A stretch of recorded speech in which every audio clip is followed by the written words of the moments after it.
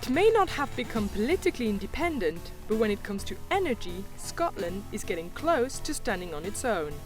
We're already producing 50% of our electricity from renewables. We've got a target to take that to 100% by 2030. So we're investing heavily in renewable wind, onshore wind, now increasingly offshore wind.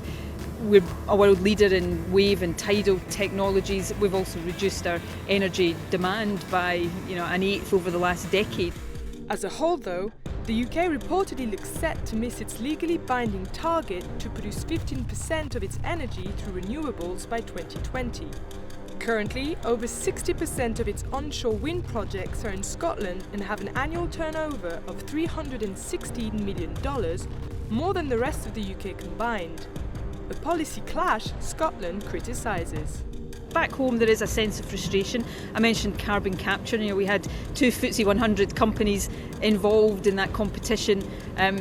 Lots of time, effort, resources, and suddenly it's pulled at the last minute. Now that's bad for them, but it's also bad in terms of our ambition to develop and be at the leading edge of developing carbon capture. But the changes to subsidies for onshore wind as well. Onshore wind is the most advanced of these renewable technologies, but it's not quite there yet. It just needs a bit more support, and to have the subsidy regime changed is obviously frustrating, and it doesn't help us move towards the targets that we've set.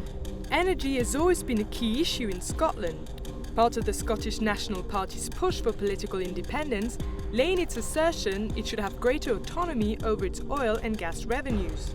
Many at the time questioned those calculations, so now, with sustained low oil prices, does the SNP leader agree she may have got her sums wrong?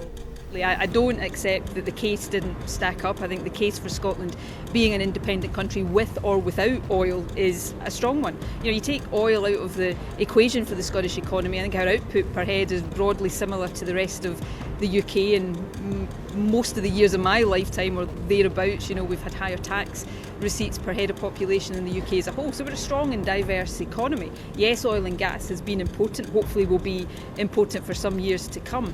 But our potential in renewables and in a whole range of different economic sectors is strong as well. So that's a debate that will no doubt continue to happen.